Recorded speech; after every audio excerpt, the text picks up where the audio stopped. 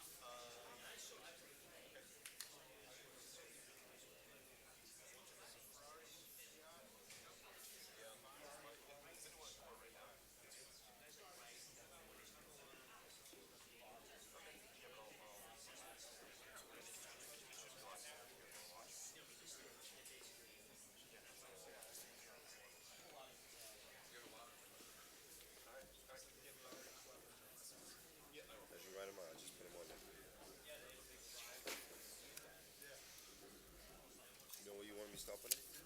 This first year speaking. Yeah. Um,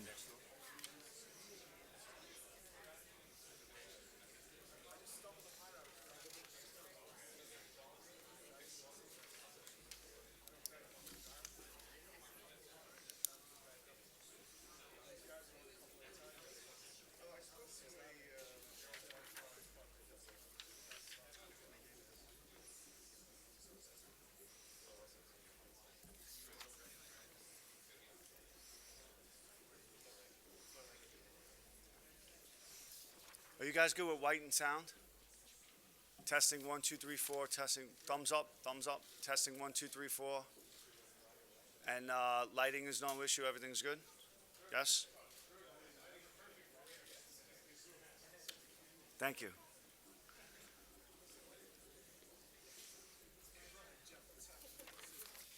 That's good. That's good. One more.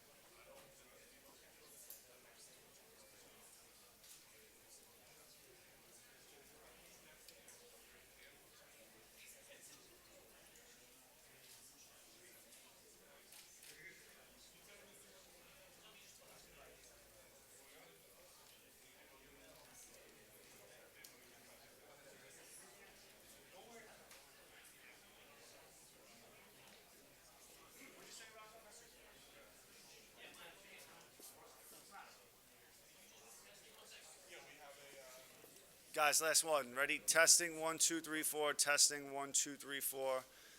Testing 1, 2, 3, 4. Testing 1, 2, 3, 4. Lighting, just pull that for the advocate. Pull that chair. Staff, you're gonna have to stand up in the back, okay? Staff, please. Matt, man.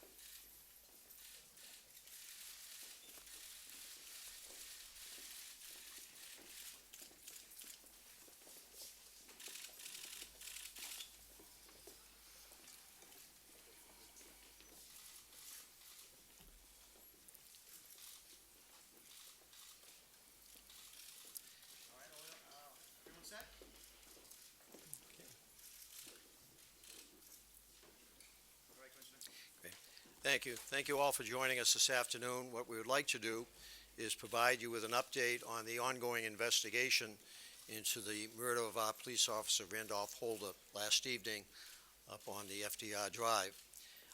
Funeral arrangements are still uncertain at this time, that we hope by later today that we might be able to give you more specifics on that. But at this time, our intention is to update you on the criminal investigation that has been very extensive, is ongoing, and I would emphasize that information that we are presenting to you in the public interest is preliminary at this stage. Some things we have been able to nail down, but others are still in motion as the investigation goes forward. You will be briefed on that criminal investigation by Bill Aubrey, Chief of Detectives for Manhattan, who's been leading that investigation.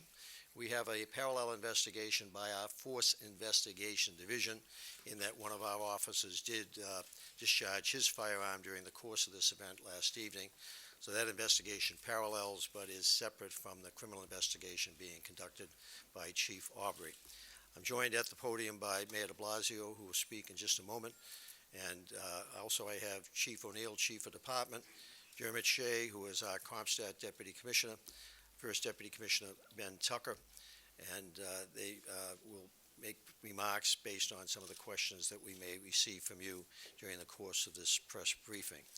I want to thank the public at this time for the significant outpouring of sympathy and condolences that we have been receiving, not only from New York, but literally from around the country, including from many of my colleagues that who are certainly well aware of this latest incident here in New York City. With that, let me introduce the mayor to you, and immediately after his remarks that I'll bring up Chief Aubrey to give you an overview of the investigation up until this point in time. Mr. Mayor. Thank you, Commissioner. Well, the city is feeling so much right now. We are feeling a deep sense of loss and mourning. Loss of Officer Holder is hitting us all, and there's something particularly powerful about the fact that he followed in the footsteps of his father and grandfather, devoting his life to protecting others. And he represented the best of our society. He represented our immigrant tradition. He represented our tradition of trying to make this place better for everyone, and made the ultimate sacrifice. So many people, as the Commissioner said, have been reaching out, offering their condolences, their prayers for his family, and we feel deeply for his second family, the NYPD, and particularly the members of PSA 5 who are feeling this tragedy so personally and so deeply right now. I also want to thank our elected officials with us in solidarity. I want to thank Speaker Melissa Mark Viverito and Public Advocate Tish James, who were also with us last night at the hospital. This is a reminder of all that has to be done to keep our city safe. It's a reminder of our constant focus on keeping our officers safe as well. And the NYPD works every day to achieve both those goals. There are a small number of people in this city, they number in the thousands, who perpetrate so much of the violence.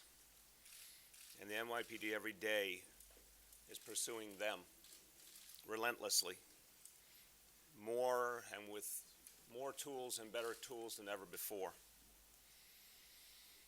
And we will not stop in that relentless pursuit of these violent few. There's several things that just need to be said quickly. The first is our officers do so much every day to protect us, and yet they grapple every day with an unrelenting flow of firearms into this city from outside. There's a disconnect in our society that somehow people who say they believe in law and order still support the notion of the free flow of weapons. And so often it is our officers who pay the price. We pray that this tragedy sheds a little more light on that reality so that we can protect our residents and officers alike. Second, there's something we have to address in our criminal justice system because the perpetrator involved here was obviously a hardened, violent criminal and should not have been on the streets. So there's more we have to do, and more our criminal justice system has to do, because that's one of the ways we will protect our communities and our officers alike, is to ensure that individuals like this are just not on our streets. And finally, this tragedy is being felt so deeply, but it's being felt in the wake of other tragedies that have touched every corner of this city. The officers we've lost represent the best of us, and they also represent every element of us. They come from all the communities that make up this city. Each one of them was different, but they had a common, strong bond. They believed in protecting others, and they were willing to put their lives on the line. We have felt pain in so many different neighborhoods and so many different families. So it's a moment for us to show solidarity and to understand the bond we need to have between all of us and our police. We need to understand that the police are us. They are made up of every community, every type of New Yorker. It's a moment to dig deeper and find that solidarity that we need. I know Commissioner Bratton has devoted his entire career to fostering that bond and creating that sense of solidarity. I urge all New Yorkers today to reflect upon this moment and do something simple. Thank the police officers you come across today, because they're in pain. Every single one of them is in pain. They have lost a member of the family. That's another step towards creating the bond between police and community that will make us a better city and make us safer. We will never forget Officer Holder, everything he represented, everything he did for us. We will keep his memory alive. God bless him and his family. Thank you, Mr. Mayor. I'm going to ask Detective Chief of Manhattan, William Aubrey, to give you an update of the situation as we understand it as of this time. Billy? I just want to remind everybody, we're at the preliminary stages of this investigation. We're 17 hours into it. We've been working with the Force Investigation Division, and we've been working with the Manhattan District Attorney's Office. I'm going to take you through 13 minutes which led up to the death of Police Officer Holder. So at 8:30 last night, at 420 East 102nd Street and the FDR Drive, there were two housing police officers on a roof of one of the locations. They hear and they see individuals firing weapons at each other. We know from the evidence that we recovered at the scene that there were at least 3 firearms that were used during this shooting that transpired on the street. These officers called over a radio transmission. They asked for assistance, and there were numerous police officers that responded. One of the individuals, Tyrone Howard, ends up fleeing towards the FDR Drive. He goes towards the FDR Promenade, and he flees northbound. When he approaches 106th Street and the Promenade, he encounters an individual that was sitting there enjoying a nice night, and he produces a firearm and takes his bicycle. He uses that bicycle to continue northbound along the Promenade when additional officers see him and they radio transmission over. Police Officer Holder and Police Officer Wallace were at the 120th Street walkway that would lead you on to the Promenade. So they're on the street side. They hear this transmission come over. They hear the description. And what they do is they see 3 individuals walking over the walkway. They follow these 3 individuals, and when they realize that these 3 individuals have nothing to do with the original shots fired, they're on the ramp heading down towards the Promenade when Tyrone approaches them on the bicycle. When he approaches them on the bicycle, he puts the bike down, he pulls out his weapon, and he fires one time, striking the officer in the front of the head. Police Officer Wallace is now currently next to Police Officer Holder, and the individual, Tyrone, continues to proceed towards Officer Wallace. Officer Wallace discharges his firearm, and that's when Tyrone proceeds northbound on a promenade. There were additional officers that were in the area, and they apprehended Tyrone on the FDR Drive at 124th Street, between 124th Street and 125th Street, where he was apprehended. Once again, we're 17 hours into this investigation. There's numerous video evidence, witnesses, physical evidence, DNA evidence that we're combing through to establish a case with the Manhattan District Attorney's Office. We currently have Tyrone Howard in a 2-5 detective squad, and he's going to be standing lineups later today for the robbery of the bicycle, in addition to the shots fired, and will work with the Manhattan District Attorney's Office as far as the charges for murder of Police Officer Randolph Holder. Thank you. Excuse me, questions? On topic questions. Do we know if the shooter, if he was being sought, did he have any outstanding warrants? And we also heard that some people might have been harboring him in the Wagner houses. Have you heard anything about that? Chief O'Neill can speak to the efforts we've been making based on the warrants outstanding for him to apprehend him over these last several weeks. Jimmy?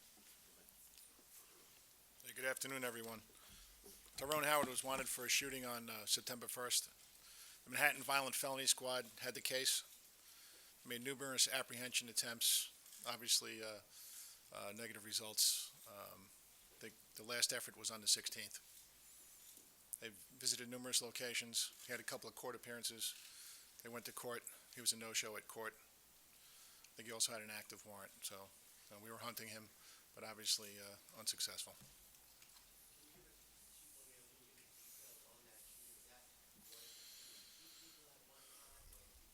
That was, Billy could probably do a little bit of better job at that, but that was on September 1st.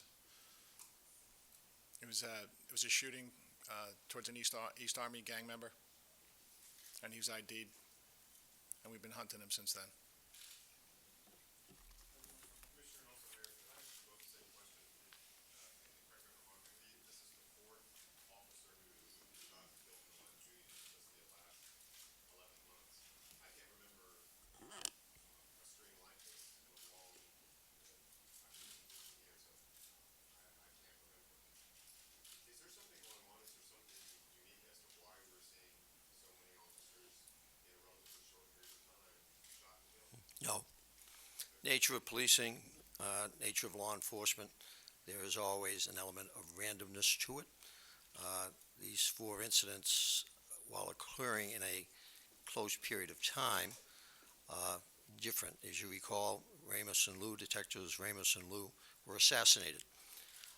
In terms of Officer Brian Moore, was engaged in attempting to do a stop of a suspect who immediately turned and fired, killing Officer Moore. The event last evening, 2 plainclothes anti-crime officers were responding to a shots fired call and were attempting to stop the suspect who pulled out a firearm and shot at them before they had an opportunity to return fire. So the 4 incidents, while in close proximity, very different areas of the city. It is unfortunately a part of American life today that even though crime has been reduced dramatically in our country, and no more so than here in New York City, overall crime in the city, through the hard work largely of the men and women of the New York City Police Department, is down 80%, including homicides, shootings, but there is still crime that remains. And the officers in this city are working very hard, as the officers last night, in every instance that Chief Aubrey spoke about, officers running toward the danger, a lot of police officers in the area, so we had a lot of police in the area very quickly. But we are dealing, as the mayor referenced, with a core element in our population that is still involved in carrying firearms, still willing to use those firearms. So it is a very vivid and very tragic reminder of the need that, even as we in the country are attempting to reduce the number of people in prison, that there are some people that have to be in prison. and we need to work harder to ensure that they get to prison, and more importantly, that they stay there. And this individual that we believe murdered our police officer last night, your police officer, he was a New York City police officer. He was mine, he was ours, but he was yours also. That he's a prime example of what we're talking about. People that engage constantly in violence, but we seem to have the hardest time trying to keep them in jail or prison. So that's an area of focus, even as we, in a well-intended way, are attempting to deal with those who don't necessarily need to be in prison, need to be in treatment, need to be doing other things, so as to free up space for those who must be put into prison. And we're working very hard to do that. Thank you.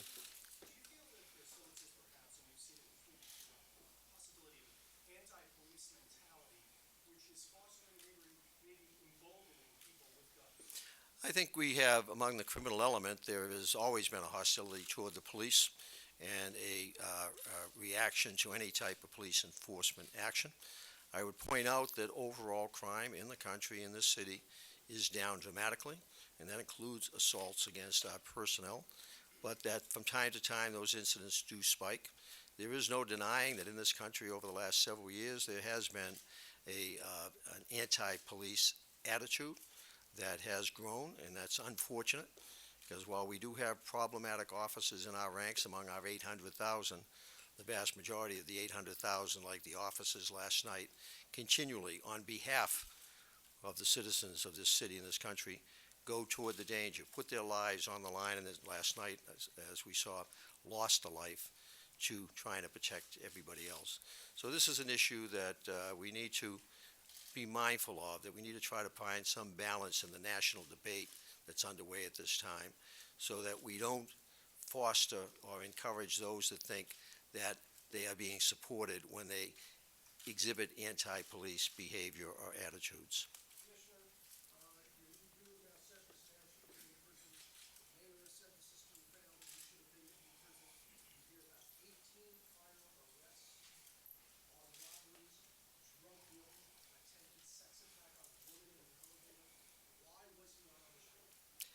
You've made the case.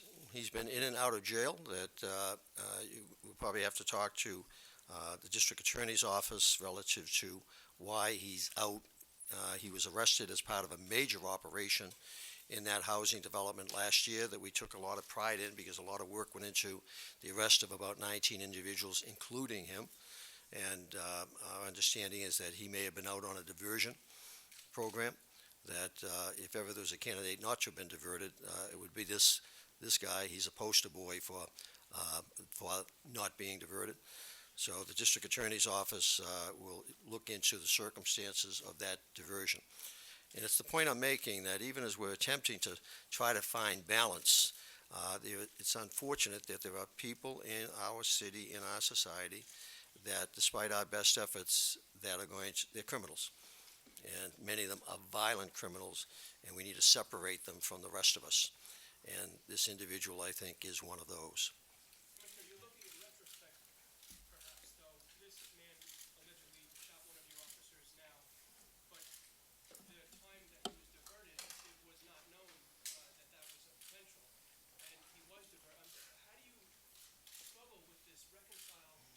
How do you find the right people, perhaps, as you effort a lower incarceration rate in prison, who should deserve such things to stay out of prison?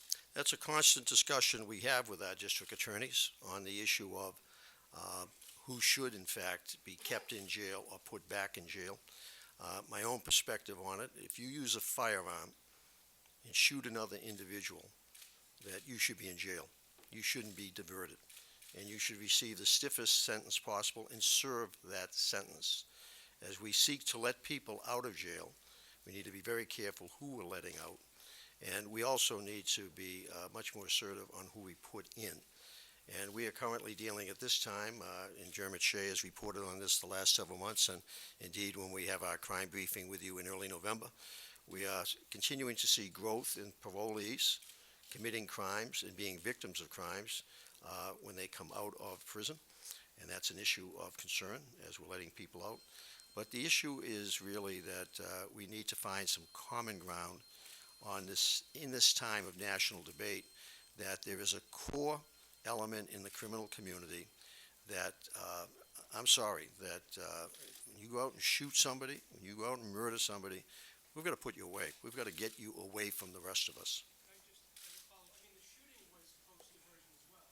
The diversion was offered after his arrest. I can't speak to the diversion. You'll have to speak to the district attorney's office on the particulars of that. Say about whether your best strategies and efforts to curtail violence in public housing seems to be impervious upon certain populations. In some instances, that is the case. In many others, that it works, that there are many people in jail that are there appropriately.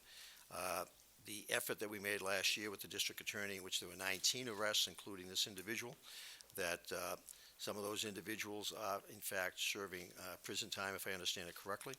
And so this is the constant balance that we're working on. But this event of last evening is a reinforcement that even in this climate of letting people out of jail, we need to be selective of who comes out, but we also must not step back from the understanding and appreciation that some people have to be in jail. And that's the balance. I'm sorry? Sitting where you were sitting, you and the mayor believe there's no way this suspect should have been eligible for a diversion program, and that's a question for the DA's office and the courts.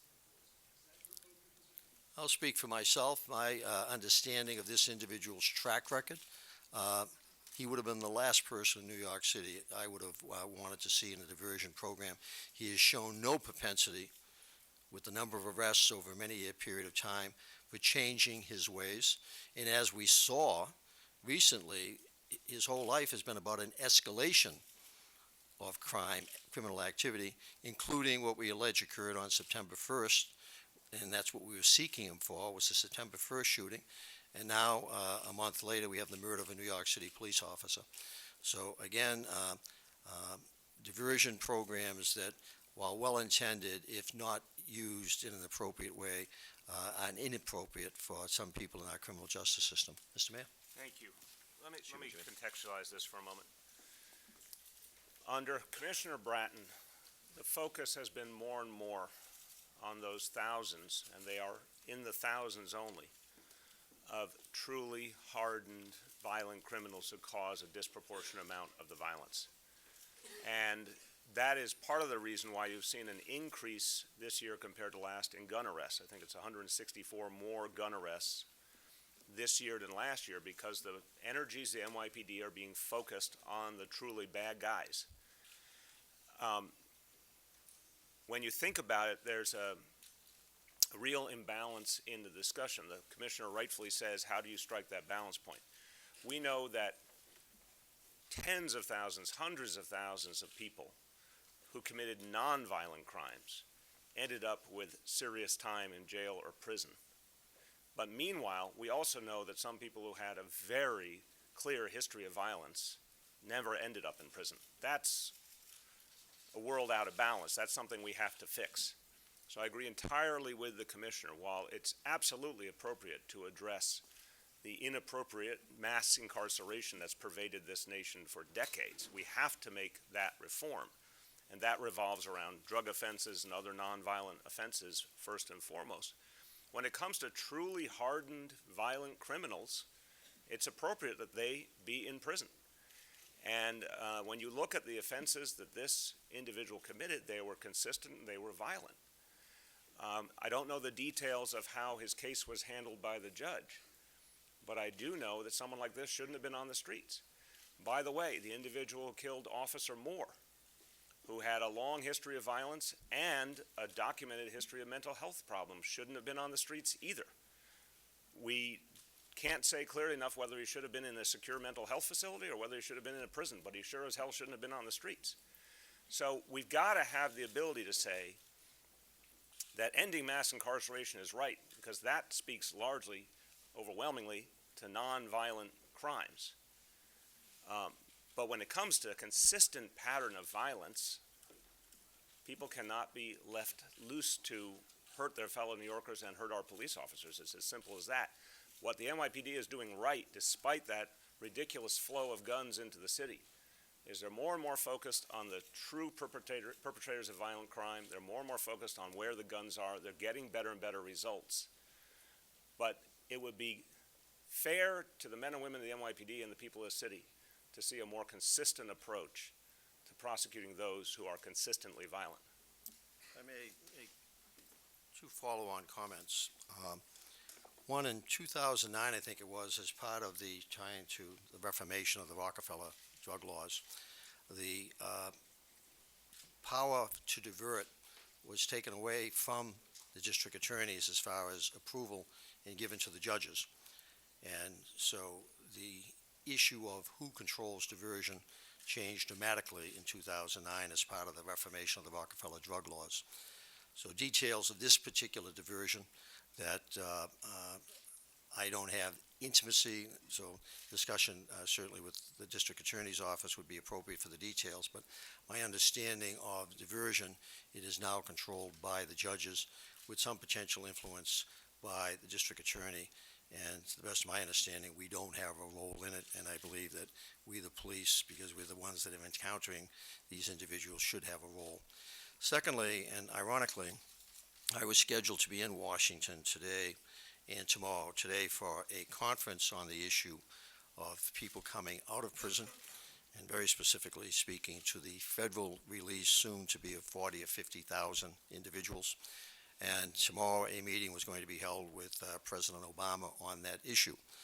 The points I was going to bring into that discussion, while I'm supportive of the idea, as you've seen clearly during my time as police commissioner, of efforts to reduce arrests, reduce summonses, reduce some of our activity as it relates particularly to minor drug types of crimes, marijuana, and other issues, that what is missing in this effort, and it is a big miss, is that currently at the federal level, oftentimes at the state and local level, as people are coming out of jail, they're coming out into an environment in which there is nothing there for them.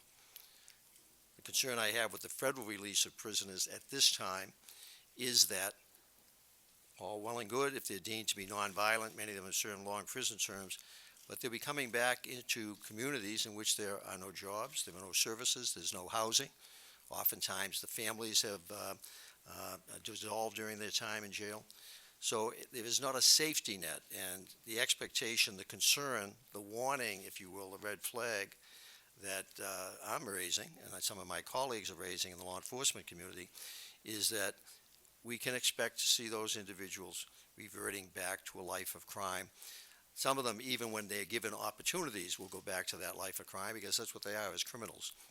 But in this national debate we're having at this juncture, with many in law enforcement, such as myself, supporting the idea that a lot of people in jail don't have to be there. They should be in treatment. They should be in other types of environments where they're monitored, where they're mentored.